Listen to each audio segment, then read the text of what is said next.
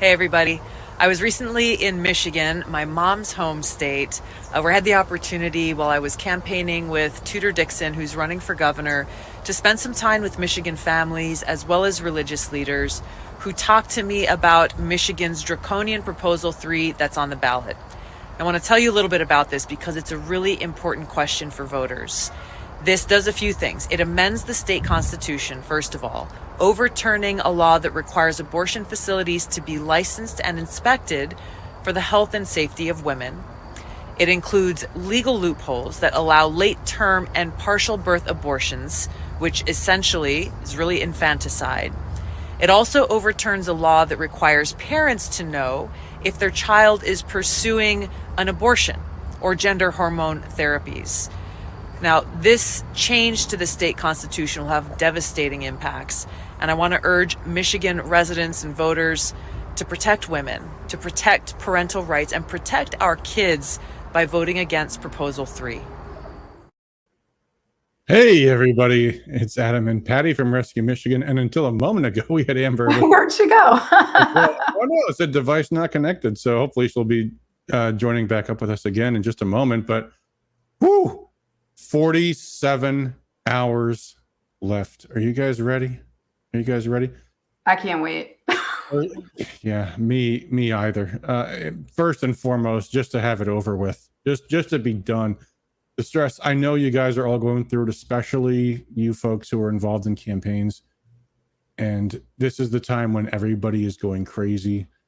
And all you can do is the best that you can. So we're here tonight. We're going to talk about all that we are doing and all that we can maybe help you guys out in doing as well. Oh, looks like Amber is back. Let's see. Hey, Amber, are you here? I'm here. Yay. Welcome back. Welcome back. This is now officially the best looking live stream we've had in a very long time. So thank you, ladies, for joining me tonight. We don't have Shane. I don't know. He had some other commitment or something or other, but that's the way it goes. I do not even yet know what I'm going to be doing on election night. I have a feeling it's going to be live streaming right from my home studio once again, although I'm sure there's places to go and people to see and all There's that. tons. Yeah. Well, yes, there certainly are, but it's not going to be easy to live stream from any of those. And I feel like I have to live stream on election night. I feel like I have to.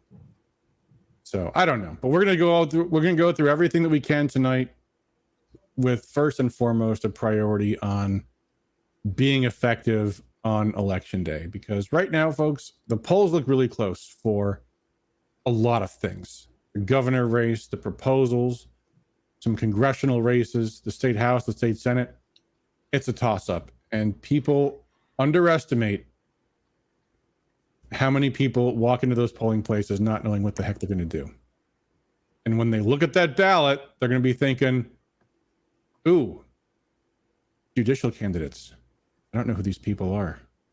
I love judicial candidates. That's my favorite. School board candidates. I've gotten texts from activists who are acting like who are asking me, who do I vote for school board? And I've been able to, look them up, and in some cases I've known them and tell them.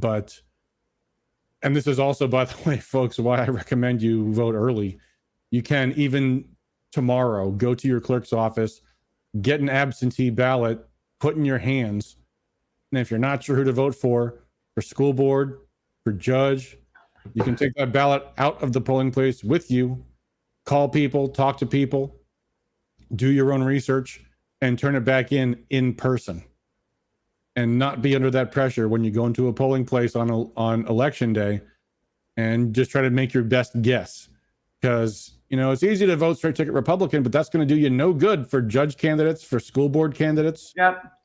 And the reality is there's going to be thousands of voters, hundreds at your polling place alone, who don't know who to vote for, who are hardcore conservatives, America First people, Trump supporters, libertarians, whatever you want to call them, who are not going to know what to do when they actually see that ballot.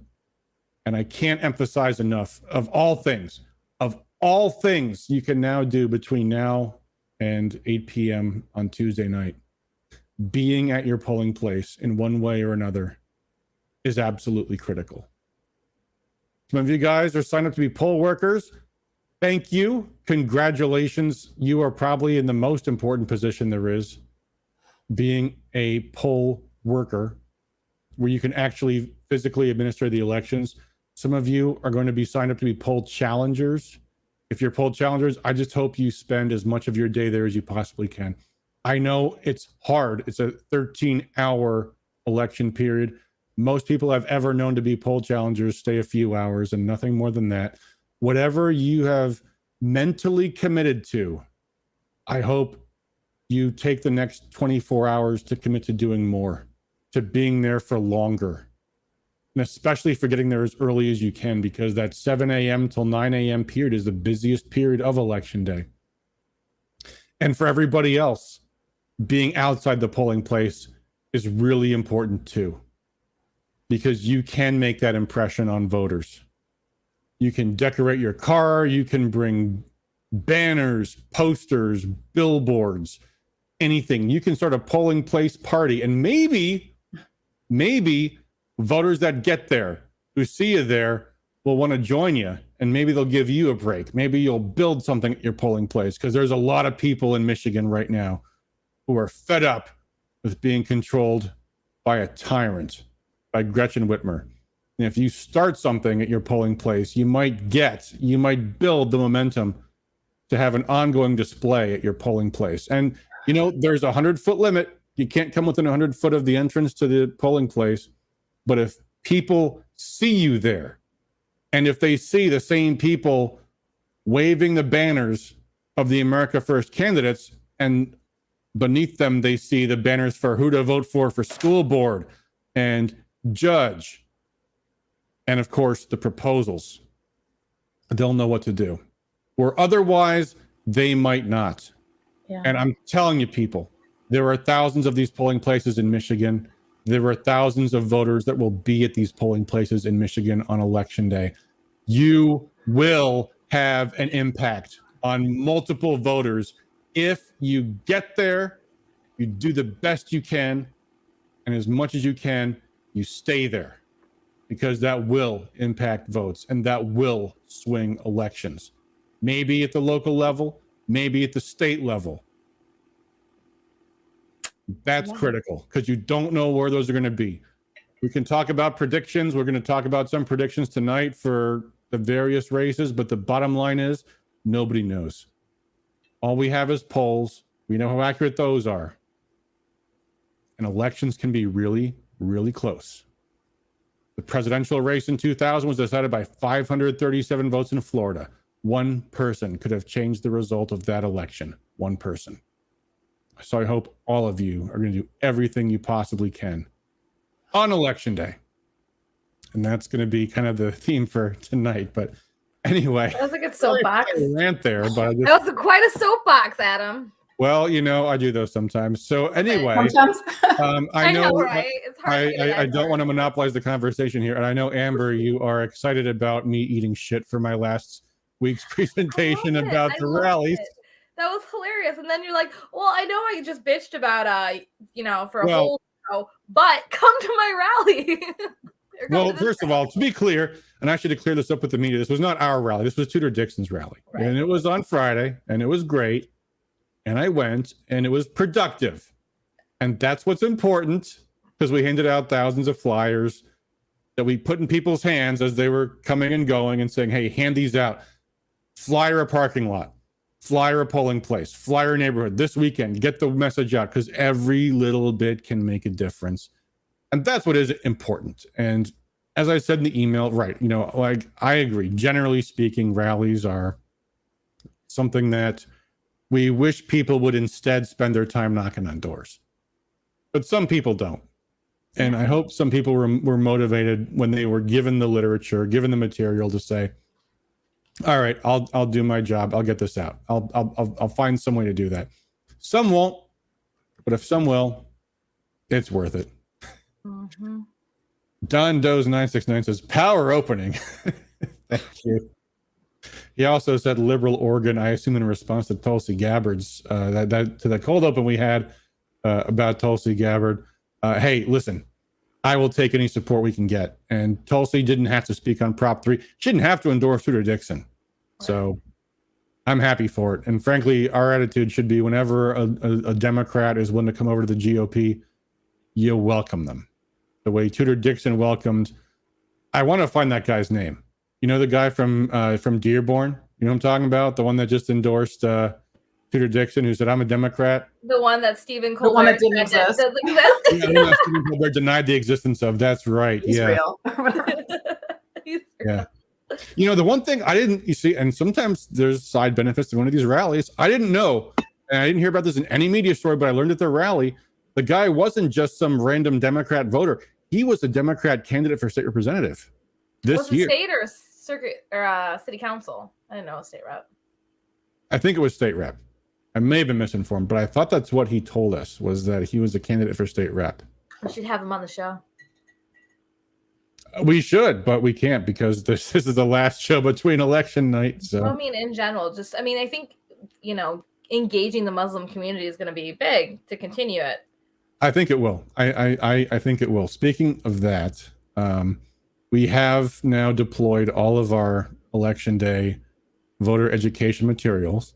I can't disclose what we did and where we did it because we don't want to give opposition that information. We'll tell you all about it after the election, but let's just say it was highly carefully targeted, and we'll see how we did after the election, I suppose. But we did inform some people about some proposals, about some candidates that were attached to some proposals.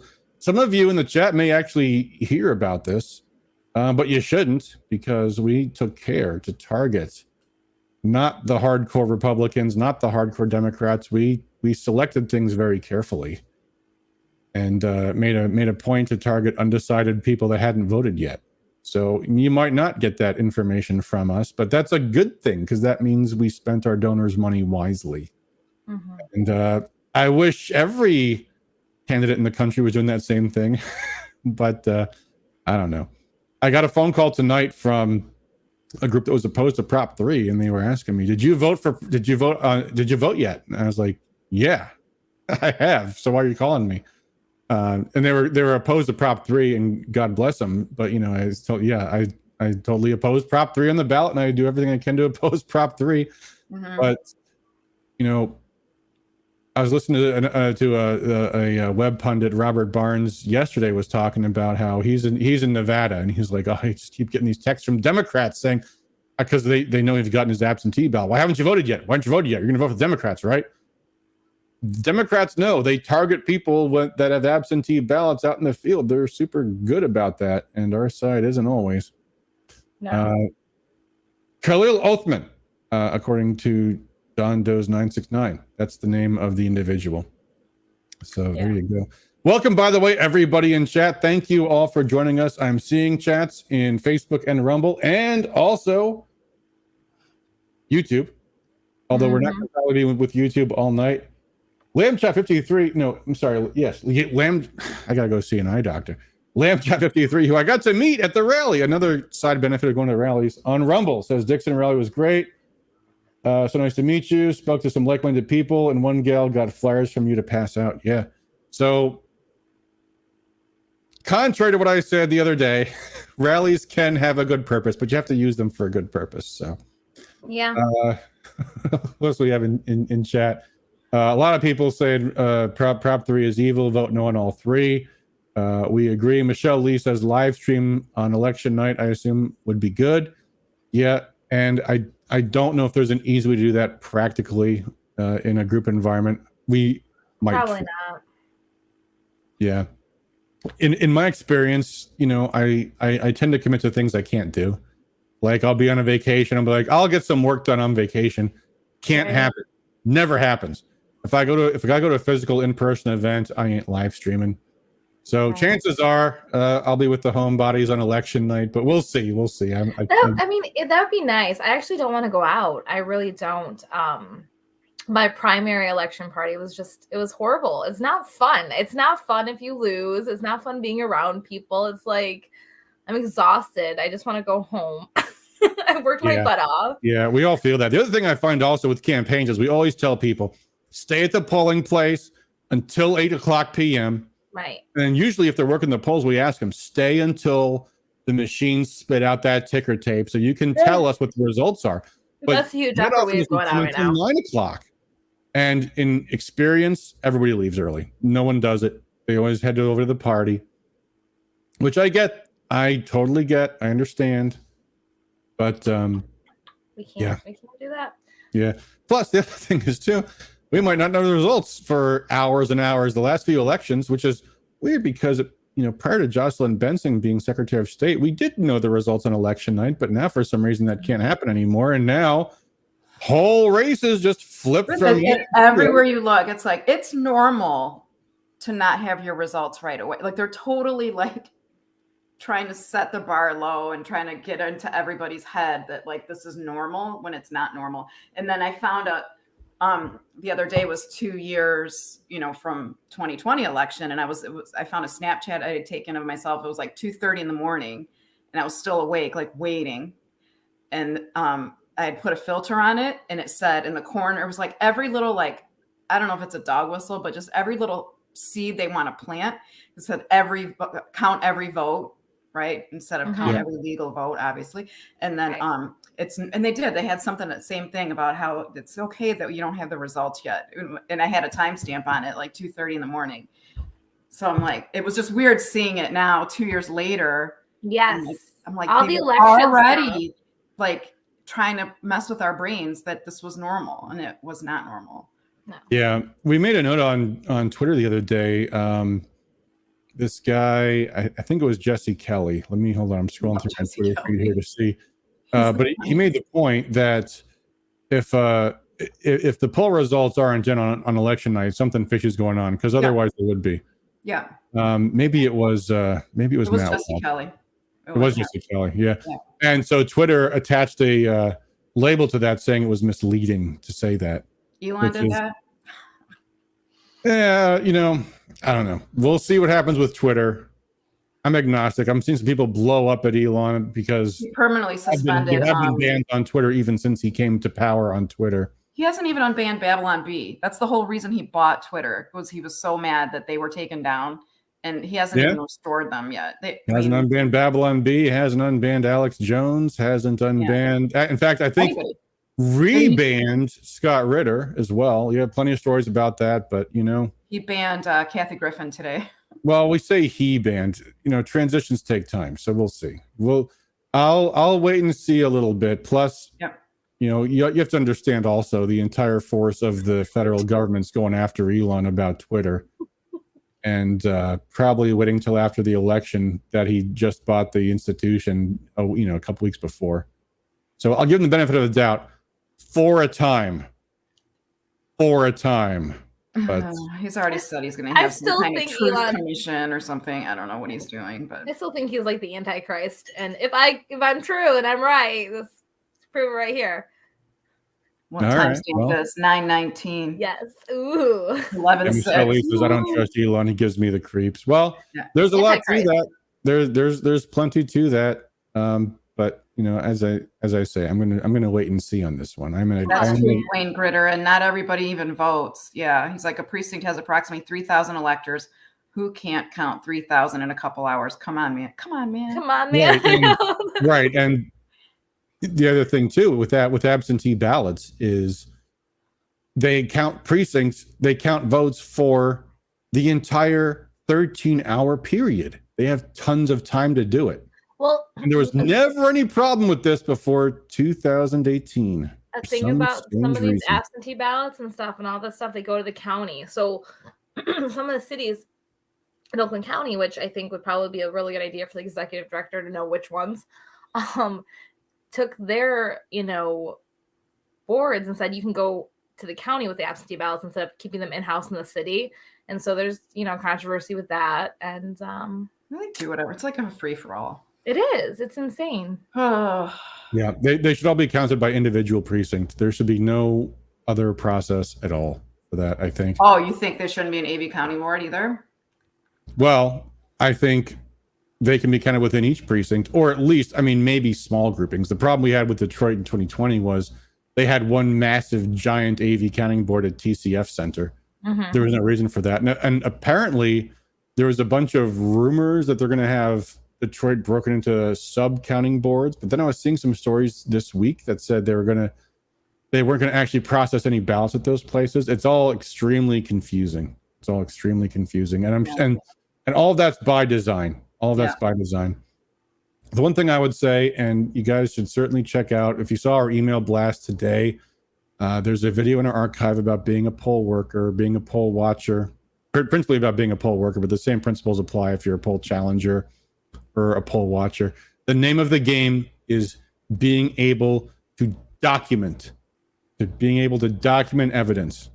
So that means either having two people witness everything, demanding things be put in the poll book, or, despite Jocelyn Benson's best efforts to prevent it, videoing and audio recording what's going on at polling places.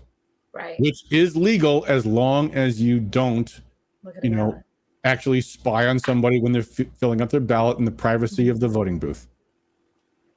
By the way, here's a little secret for everybody. We may inform some of our poll workers about this in the next 24 hours, because I was saving this one. For right before so secretive. Under Michigan law, and I should have done my homework and pull up the statute in advance, when a voter exposes their ballots to a poll worker, where's this going? the proper procedure is to say, have a nice day, you can't vote anymore, goodbye. I'm sorry, what? What? A voter takes their ballot out of the secrecy sleeve and shows the ballot to a poll worker.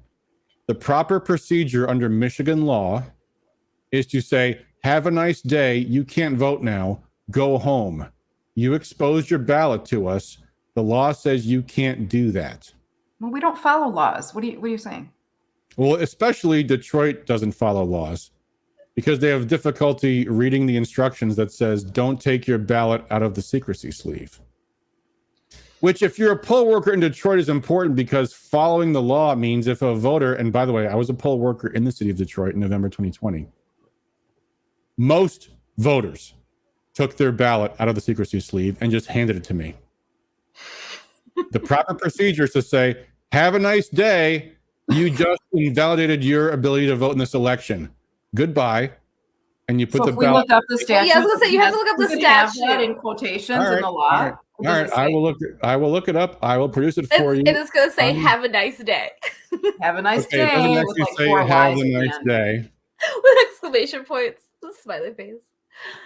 I will pull this up. Here we go. Okay, I found the one for the primary elections. Yeah, here we go. All right. Shoving that ballot in that machine, though, does get tricky. Well, unfortunately, that's what the law says. Here it is. Here it is. Let me have a nice day, a little bit for you. Rejection for exposure. Before leaving the booth or voting compartment, the elector shall fold his or her ballot or each of the ballots so that no part of the face shall be exposed and with a detachable corner on the outside. Upon leaving the booth, the ballot shall at once deliver in public view the ballot to the inspector designated to receive the ballot or ballots. Except as provided in subsection 2, the ballot, the inspector shall tear off the corner of the ballot, that's the stub, where perforated, containing the number, and shall then, in the presence of the elector and the board of inspectors, deposit each ballot into the proper ballot box without opening the ballot. 2, if an elector shows his or her ballot or any part of the ballot to any person other than a person lawfully assisting her in the preparation of the ballot or a minor child accompanying that elector in the booth or a voting compartment under section 736A, after the ballot has been marked, to disclose any part of the face of the ballot shall not be deposited in the ballot box, but shall be marked rejected for exposure and shall be disposed of as are other rejected ballots. If an elector exposes his or her ballot, a note of the occurrence shall be entered on the poll list opposite his or her name, and the elector shall not be allowed to vote at the election. That's awesome. That's the rule. Rejection for That's exposure. the rule. That's the rule. And guess what? Nobody knows this. Ballot inspectors don't know this because Detroit doesn't teach them this. And by the way, it actually is said in the instructions to vote, you do not expose your ballot to poll workers. But if poll workers know the law, and if poll challengers know the law, and if poll workers and poll challengers enforce the law, a lot of invalid, illegal ballots might not be cast. Because, unfortunately, people, you don't just have a right to vote. You have a right to vote in a lawful manner. And if you break the law in how you vote, especially by disregarding the instructions explicitly given to you in the application to vote, and on the ballot secrecy sleeve, it says, don't expose your ballot, well, then you can't vote. So just a little helpful tip from me to you folks. If you want to know the law on election day, there it is, MCL 168.738. I'd bring a printed copy of it to the polling places if I were you. So I guess, when would you show someone your ballot? Like, when would this even come up? Because people that vote don't care. Because all of the Democrats blather about caring about the secrecy of the ballots is complete BS. Nobody feels any voter intimidation whatsoever. And when I was working the polls in Detroit on election day, November 2020, guess what? You just handed the ballot to me. In fact, the secrecy sleeves they had were too small for the ballots. So were you standing at the tabulator? Like, why did he hand you the ballot? They were voting for were just sticking right out of them. But Because nobody they don't cared. like to put it Nobody through the cared. machine. Yeah, They'd be like, here, take this. They don't know how to vote For me. So they're like, here's my ballot. Put it in the machine for me. Yeah, right. exactly. It's lazy. It's laziness. Yeah. Yeah. Stephen Richards I know. was on something. Somebody mentioned on Facebook how to join. Stephen, you have to email us. Use the contact form. Don't just bring on guests that we haven't had a chance to vet yet. We're happy to have someone on the show. You're welcome to come on the show. I think. Listen to you about the feces all over downtown Flint. And he wants to expose himself. I may be behind on my emails. And look, I've got two lovely co-hosts tonight. You can be on our next show, or maybe the show on next weekend. Hilarious. No. Casey asks a really good question. Huh? Casey asks a Casey really asks, does that mean that everyone who takes a picture and posts their ballot to social media should have their vote revoked? Possibly. No, I think there's been some case law about this, actually, because that was an issue. That the state law actually does also ban ballot selfies. And I think some court reached a decision that said you can't hold that against the voter when they're doing it for purposes of boasting about it, because the whole point of the statute originally was to prevent voter intimidation, because the idea was you have a secrecy sleeve to prevent you from exposing your ballot. But the reality today is nobody cares about exposing their ballot because nobody feels any intimidation, which goes against their whole narrative. But the law is what it says. And I'll bet you dollars to donuts, there's no guidance in the SOS documents training poll workers that says anything about this and says, oh, there's some court ruling that says you can't do this. This is the law. It says if an elector exposes her ballot, then they shall not be allowed to vote. Now, the other thing, too, is if you take a ballot selfie, that's only going to be discovered after the fact. Once that ballot is in the machine, it's counted. There's no taking that back again. So at that point, it's done with. But in the moment at the polling place, if a voter whips their ballot out of the secrecy sleeve, and I'm telling you, folks, whips it out and exposes they it. Do. They do. They whip it out. Oh, they do. No, as a poll worker, we were doing illegal things all day long. All day long.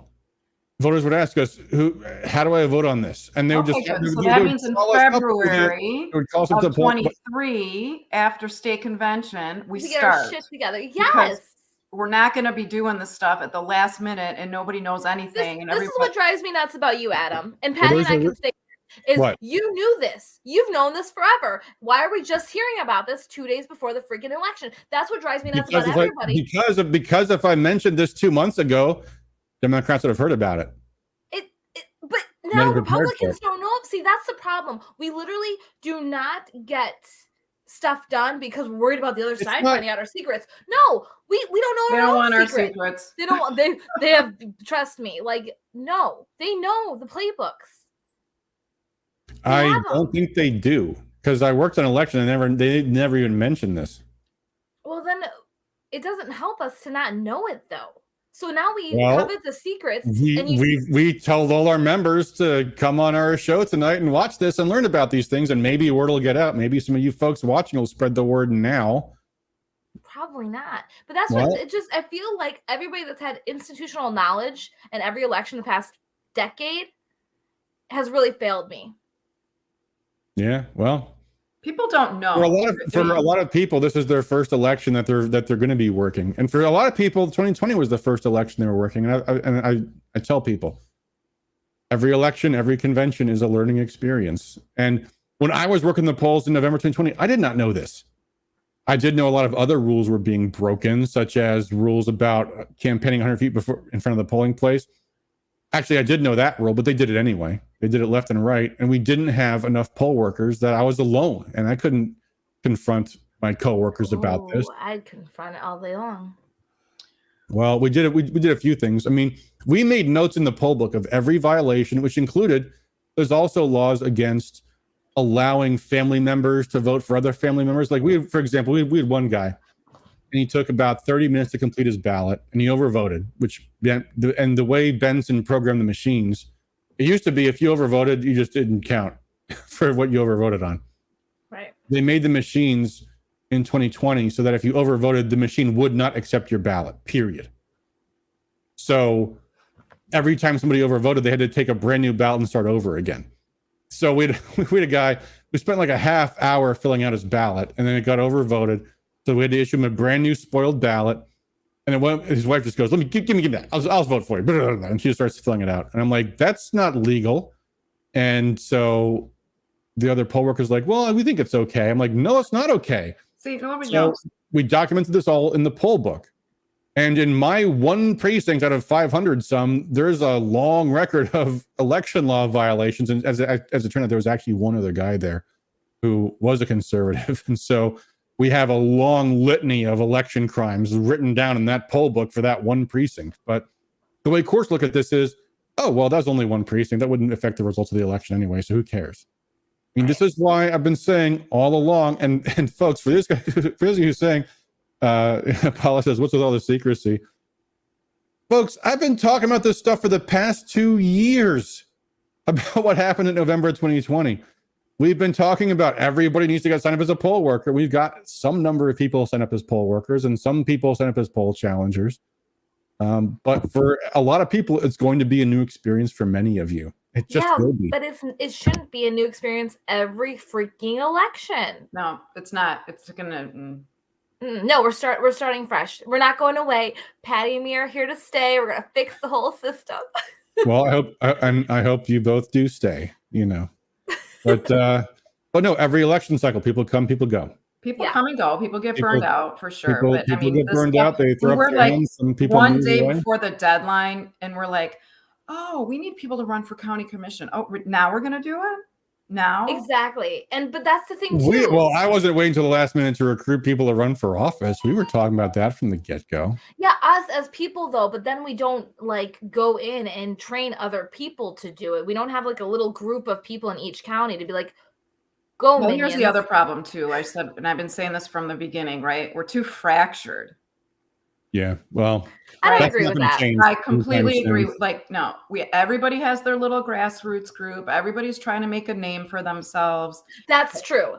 I don't think we're too fractured. I actually get along with pretty much a decent amount of people. I don't mean fractured meaning we don't get along. I mean fractured meaning there's too many groups. Yeah. Clubs, this committee, this group. Well, this group.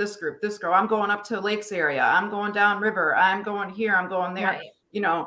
And then it's the same old speakers and over. And I'm like, oh, remember? I mean, I've been calling it from the beginning. I'm like, why do we do this? This is the dumbest thing I've ever seen. Yeah. And then even on the committee, I'm like, can I just pay $200 at the beginning to be on the committee? And it's then I don't have to go to all these events because it's just the same people over and over and over. Just yeah, but in all fairness, I love Patty and I's story. We have the best story ever. When we met, it's the best story. because she was Wayne 11th and I was the big 11th. Big 11. Like we were battling because I didn't understand what that meant, Wayne 11th, and now I do. But I was like, why can't we all just be one? Yeah. We're only It's one really convention, I amazing. guess. Now I'm understanding. Like the Wayne committees are county committees, and then there's the Yes. congressional committees. Wayne is just so screwed up. Well, that's the law. I know. Because We I have to think change the law. I wonder We what the need to deep change the history of law. that is. Huh? I wonder what the deep history of that is, because that is strange. Oh, Like, Rob, Wayne, But I think because population.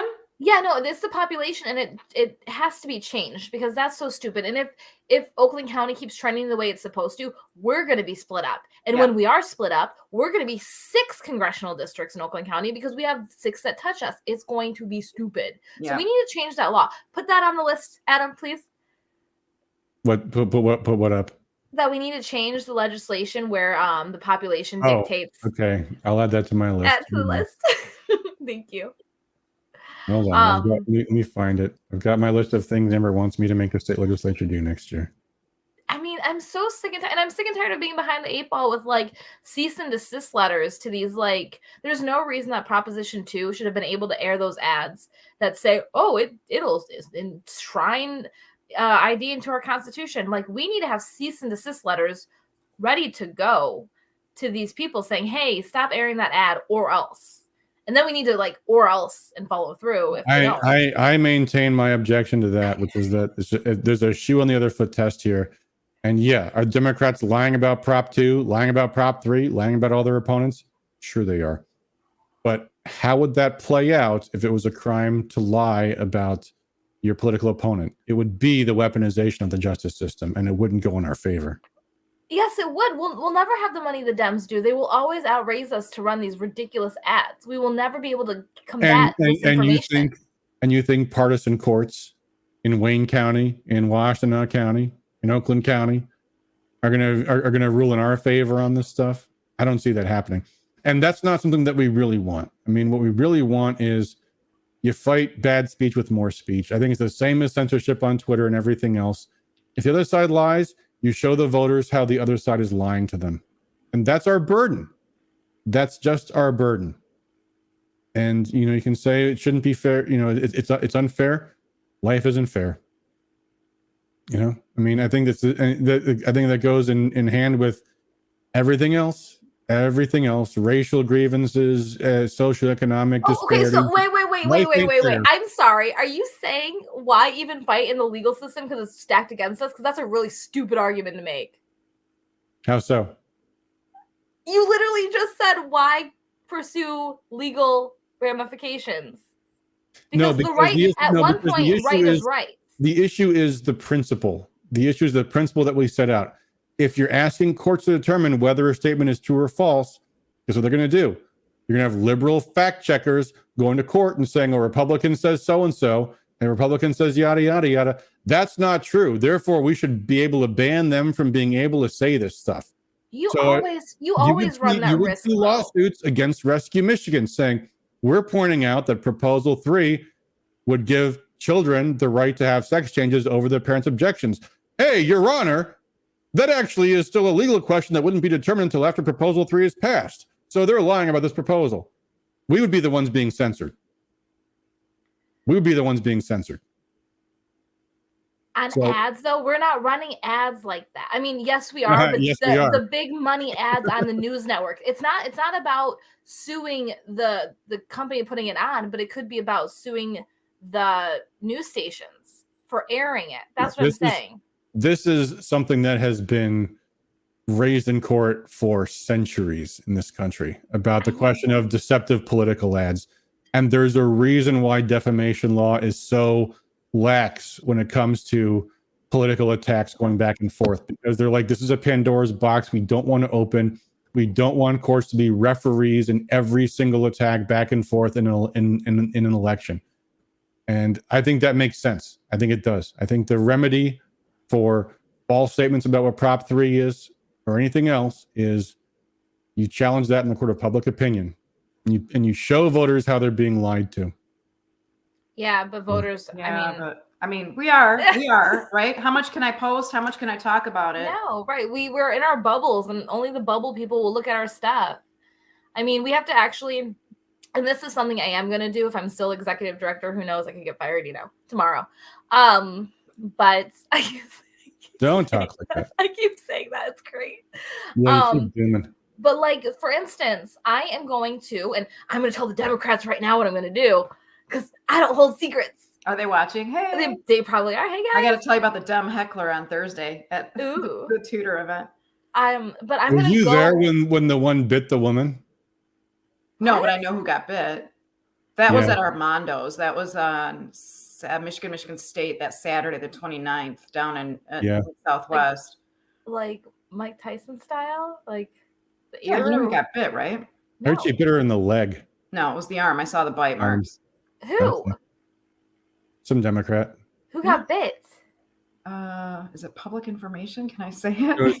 Yeah, it's been in the news for sure. Oh, it's Cheryl Constantino from Wayne Wickrick.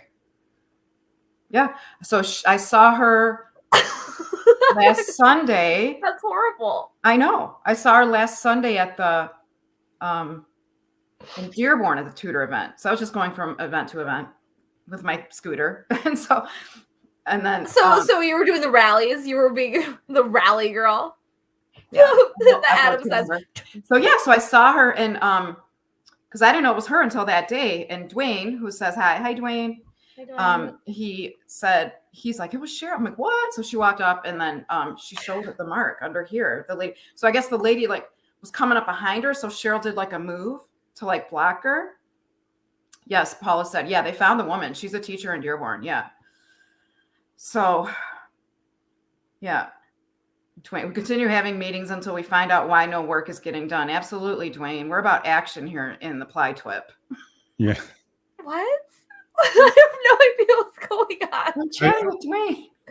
Ply Twip, you must mean Plymouth Township. Yes, in the Ply Twip. You Stephen and your Richards trees says, over "You there need and to be on stuff. the show." Stephen, I don't even know who you are, what you want to say on this show. I think he's a troll.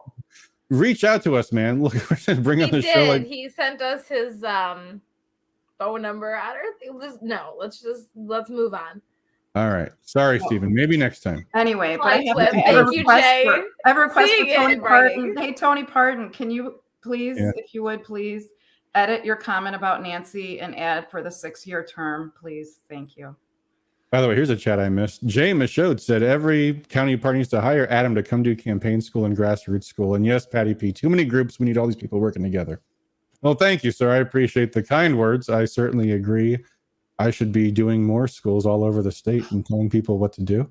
Absolutely. I think we should have little rescue pods everywhere. Well, do we have we need a 1.5 year work plan developed and Sounds like a very engineering thing to do, Patty. Yeah. But no, so what I'm gonna do I think that was a challenge. Absolutely. But no, she But I want to hear that once now. 1 year ahead, you should be doing this. 8 months ahead, you should be doing this. What? I feel like I have a show to do, and we've been going for 45. Let me just see here. News, Benson defined the Anyway, no, okay, so now I'm talking because I was having a thought to get outside of our bubble, and it's a really good idea. Thanks you, Stephen. The show's all right. Go, Amber. Go ahead, Amber. So basically, what I'm doing in Oakland County, or what I want to do, is I want to go into city councils and townships and go into their meetings, like a township meeting, because usually they're like out, videoed or whatever, and just introduce myself in public comment. And that's how I want to expand the community and do, executive director coffee hours. I could get shot. That's just, I'm just willing to take that risk. Yeah. Steven says this show is more boring than Timcast. Well, go watch Timcast, buddy. See ya. Okay. Bye. We haven't been swatted. Is that why we're more boring? Because they get swatted. It's Tim Pool's show. I know. They didn't. They haven't been swatted in a while though. Tim Pool's doesn't talk about the topics that we talk about though. Like precinct canvassing and county GOP elections. That kind of fun stuff that people want to hear about. That's the beauty of this show. We talk about the things that nobody wants to hear about. And we limit ourselves even further by just being a Michigan only show. So that's our burden, folks. And you don't hear me whining about it. Life ain't fair. We just do the things that we want to do here. Law Nerd Clips. Okay, this one I want to actually address because Law Nerd Clips is someone that says like somebody. They do lots of clips from much bigger shows than we are, like Nick Ricada's show. I thought New Michigan didn't allow guns anywhere based on how they treated Lucas. Yeah, that's the Lucas Gerhard story's ugly, nasty one. In fact, at some point in this show, I want to talk about after the election and if we win, the kind of things we could work on, including a Lucas Gerhard law. We might get to that tonight. And a better app than Campaign Sidekick. Oh, that's another thing that I'm doing. I'm gonna keep canvassing software in Oakland County all year round. I'm really excited. And it's not thank Sidekick. you, Michelle. See, some people appreciate us, and luckily, these are like the people that matter. Like, well, I think, no offense, folks, Adam, though, like, I believe it's for entertainment. We're talking about the things that, like, this is the first show of me and Amber together and Notice yet. So this is gonna be good. This is start something amazing, Patty. I love me some Patty P. Plymouth Patty. Yeah. Steven says, I try to talk about a Democrats are destroying America openly and deliberately, and you won't even touch it. Well, the thing is, Steven, most of our viewers already know about how the Democrats are destroying America openly and deliberately. That's the thing. It's like, yeah, I've been involved in politics for 15 years now, and there's only so much more of it I can hear about because I know, and I think a lot of our viewers know too. Look, man, you're welcome to come on. You really are. We'll make it happen. I promise, but not tonight. We got to have a chat first. We got to figure out what you want to talk about. We'll make it happen sometime, but not tonight. So use the contact form at rescuemichigan.com. Give us your contact information. Let's have a chat. We'll figure out what we want to talk about. We'll do it sometime. Nothing personal, but we don't just invite people from the audience on our show anytime. But hey, here's Patty P. She was in our chat, and now here she is. So, you know. Oh, I've known Amber for years. Promotion, folks. I know. Almost 2 years. Isn't that crazy? Yeah. Well, see, that's what happened when, I was a fill-in, and I'm still kind of a fill-in because she's here. So. Oh no, you're not. You can replace Shane any day. I do miss Shane though. It would be fun if we all 4 were on. I mean, the thing I think that distinguishes this show and from other political shows is that we actually talk about real politics. Like that's the thing that frustrates me. I was on, I was actually on Joe Neerman's show, Good Logic, on YouTube a couple weeks ago now.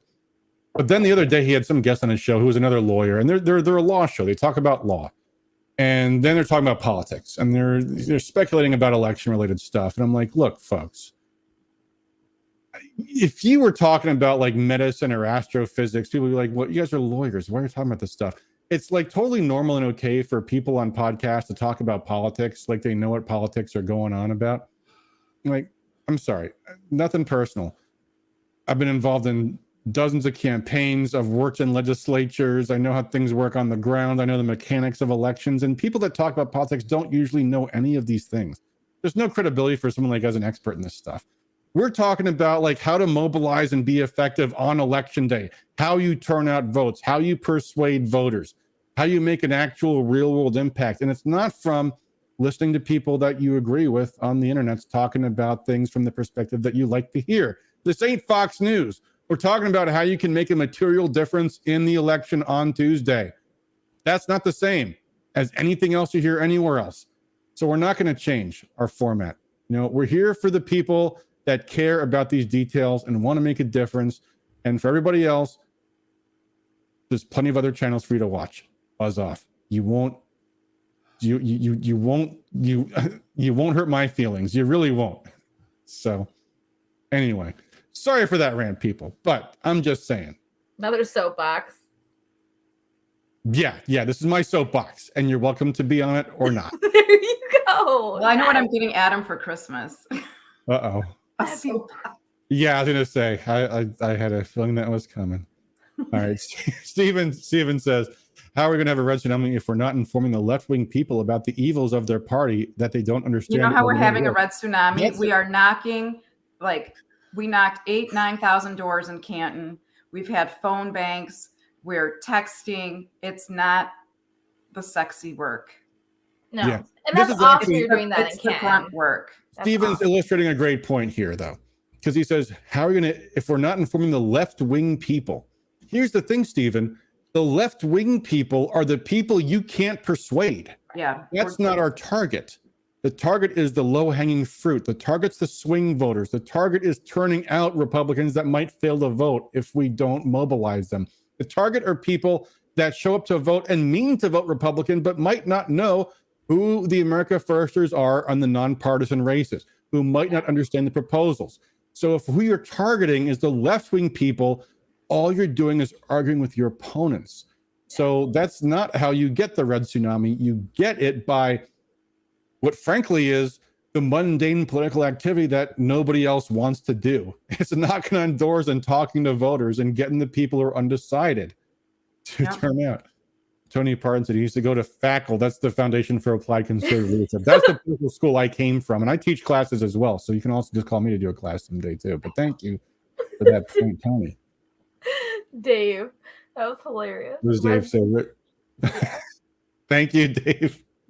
Yes, that's right. The election day is a blood moon. The converging of menstrual cycles. So we'll see how that plays out. With where's my app? I got no.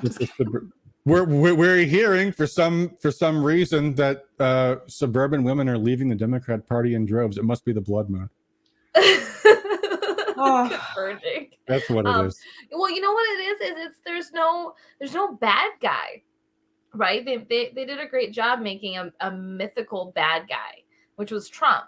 Yeah. So now suburban women don't know what to think because they're not being told who the bad guy is. These idiots. I mean, but the main thing is husbands just tell them how to vote. I thought that's what...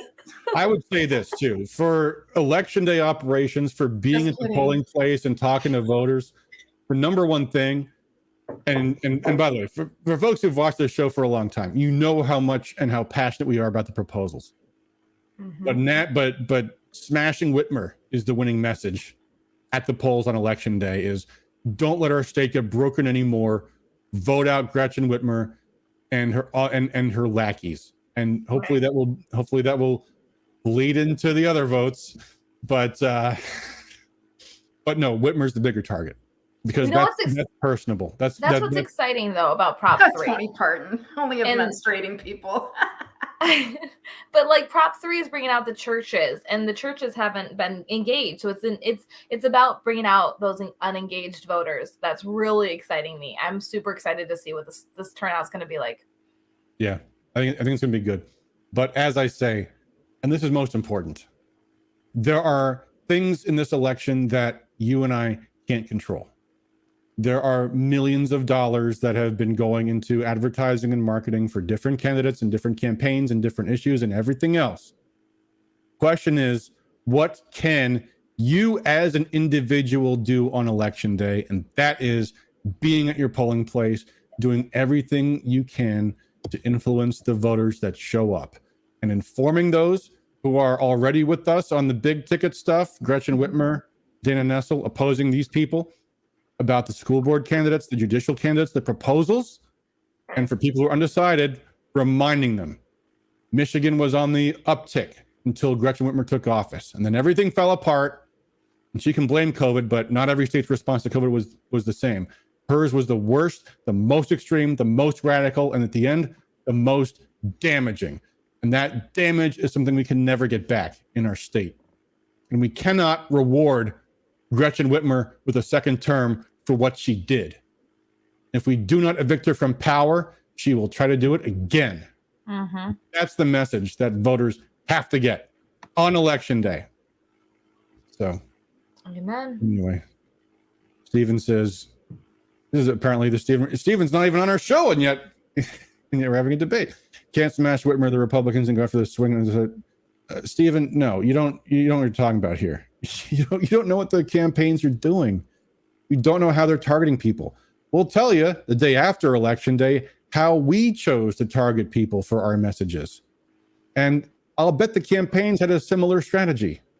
They do target the people who they know are on their side for turnout. They do target the people who are swing voters with the swing targeted voter message. They do these things. They do the best they can. And every election, obviously, the Republicans always come up short in one way or another. Part of that is, in general, our side's problems. Part of it also is just that's the way it always goes. Balls get dropped. It happens. It's an election. Everybody is going every which way at once. That's true. So now we need a ringleader to tell people where to go, so we're all coordinated. I mean, that would be really helpful if we had a good state party. Yeah. Carmen says, did you reach out to any Muslim communities? I'll tell you, Carmen, the day after the election, what we did. Secret. The Alga News says, nursing home deaths and shutdown of private companies under a law found unconstitutional. Unfortunately, no real remedy. That's the problem. But yes, they did. They did do that.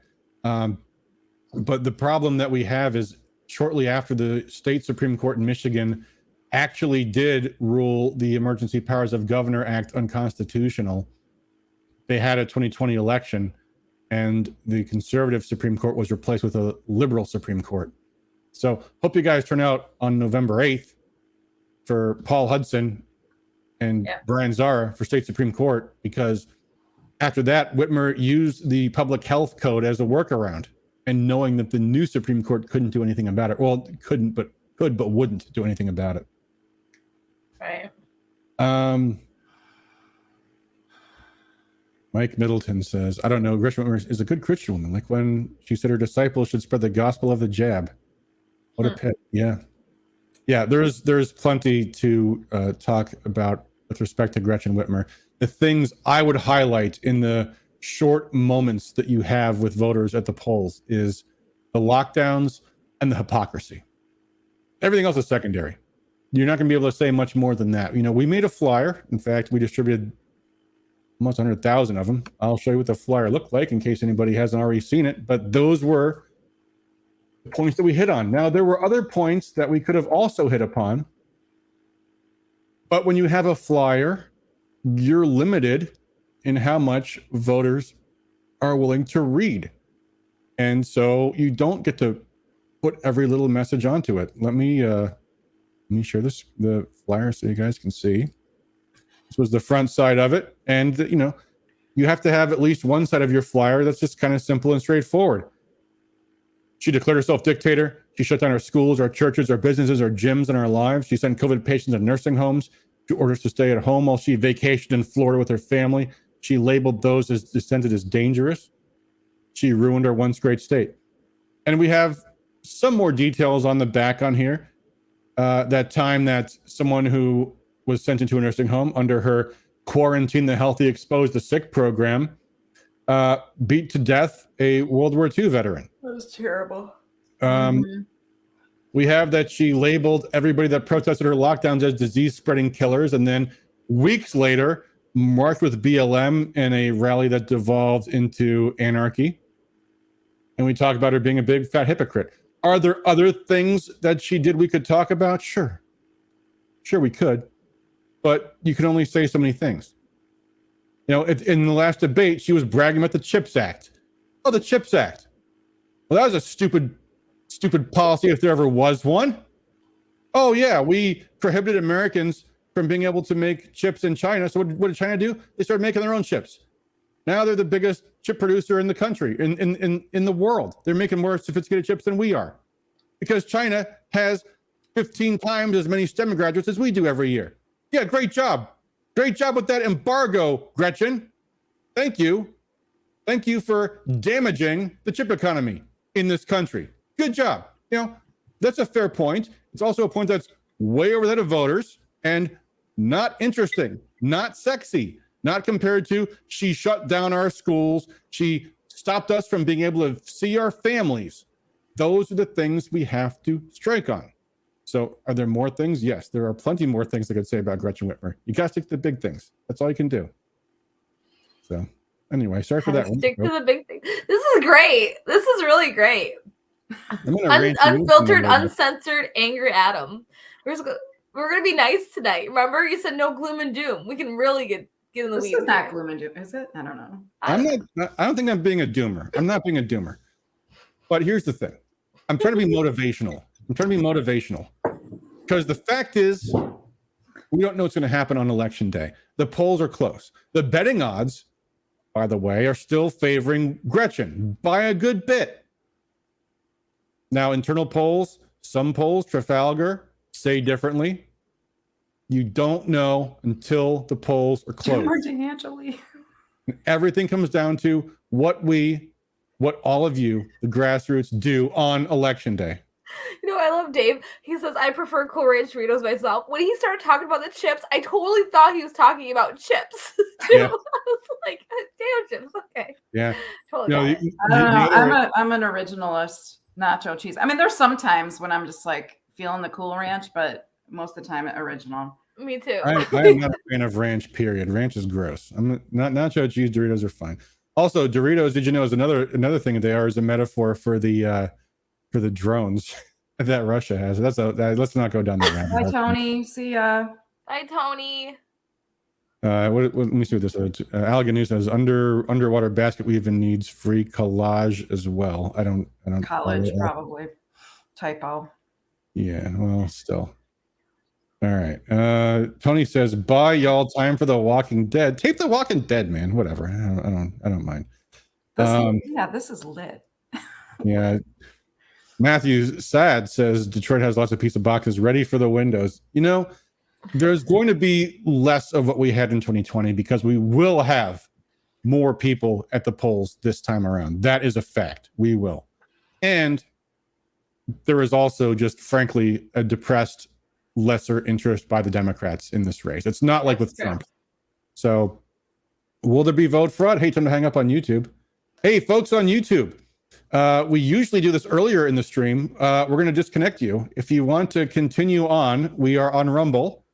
Go to rumble.com, look for Rescue Michigan, or find us on Facebook, facebook.com/Rescue Michigan Coalition. But there always comes a time in these shows when we're talking about elections and we realize it's not in our best interest to continue to be streaming on YouTube. So if you want to stay with us, switch over to our stream, which is simulcasting on Facebook and Rumble. So for you folks on YouTube, thank you for tuning in. Be sure to leave a like and a comment and all that good stuff before we hang up on you, right?